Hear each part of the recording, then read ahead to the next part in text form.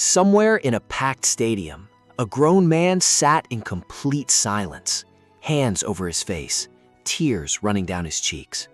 He hadn't lost his job. He hadn't lost a loved one. He'd just watched Cristiano Ronaldo lose a game. And here's the strange part. This wasn't one fan having an emotional moment. Across the world, in living rooms, bars, and bedrooms, millions of people felt that exact same gut punch at the exact same second. Grown adults staring at a screen, feeling physical pain over a result they had zero control over. What happened next shocked researchers who study the human brain, because what they found wasn't really about football at all. It was about something buried much deeper inside every single one of us. Something ancient, something almost impossible to switch off. And once you understand it, you'll never watch your favorite player lose the same way again. Here's the thing. Your brain doesn't actually know the difference between him and you. When you followed an athlete for years, watched every match, celebrated every goal, something strange starts happening inside your mind. Scientists call it identity fusion. It means the boundary between his identity and your identity starts to blur, to activate. Not sadness for someone else, grief for yourself.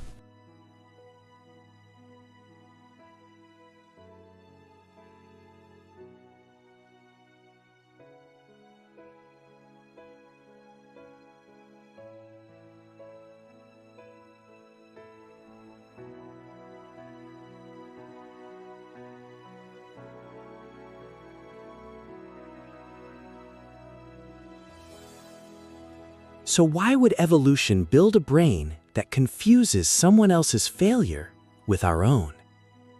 The answer takes us back tens of thousands of years, long before stadiums, before television, before football even existed. Early humans lived in small tribes where survival depended entirely on the group. If the strongest hunter in your tribe failed, it wasn't just his problem, it was everyone's problem. So why would evolution build a brain that confuses someone else's failure with our own? The answer takes us back tens of thousands of years, long before stadiums, before television, before football even existed. Early humans lived in small tribes where survival depended entirely on the group. If the strongest hunter in your tribe failed, it was... But there's something deeper happening than just tribal instinct. Psychologists have a name for what fans do when their team or player wins. They call it basking in reflected glory. Notice the language fans use. We won. We're the champions. Not he won. We. That single word, we, reveals just how much of a person's identity gets wrapped up in someone else's performance. And here's where it gets interesting. The moment that person loses, the language flips almost instantly. Fans stop saying we. They start saying they lost. It's an unconscious defense mechanism, a way for the brain to protect the ego by mentally distancing itself from failure. But here's the catch nobody talks about. You can change your words in half a second. You cannot change your emotions that fast.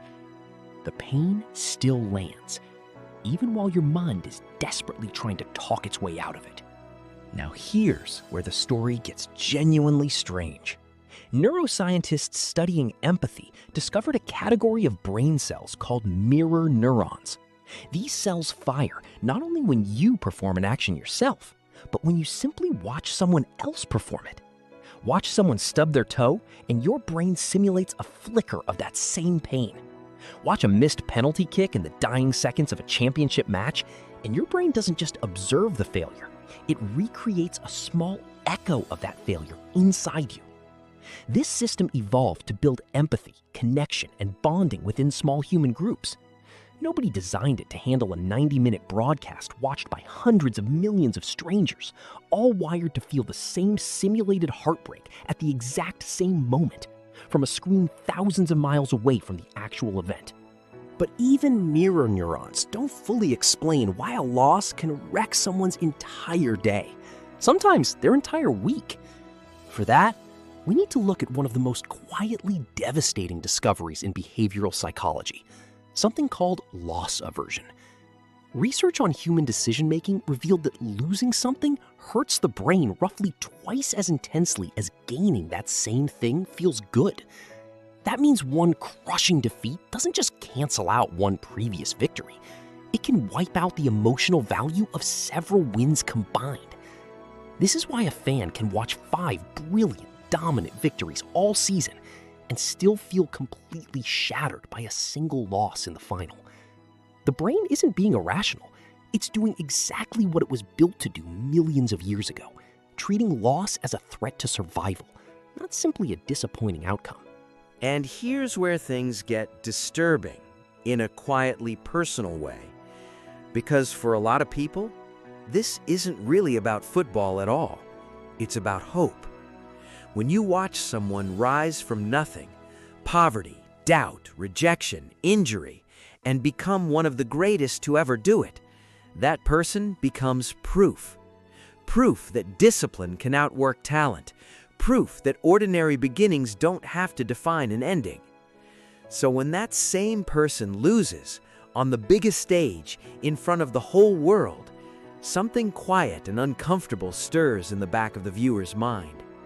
A whisper that sounds something like this: if even he can be beaten, what does that mean for me?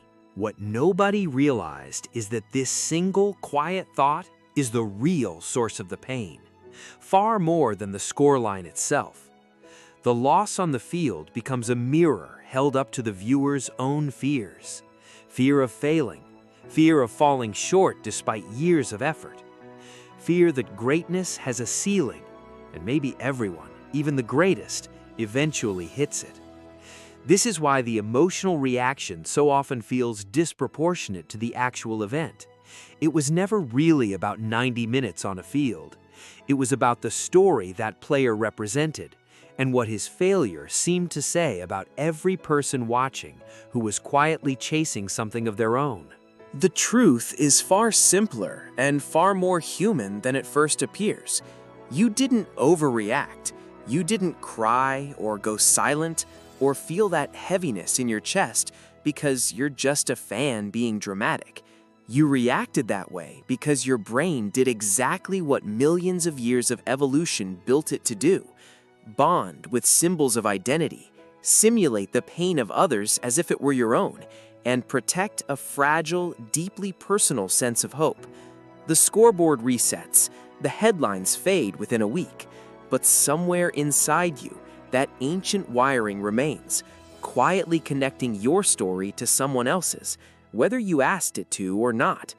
And maybe that's the most human thing of all, to hurt for someone we've never met, simply because in some strange and wordless way, their story became a part of ours.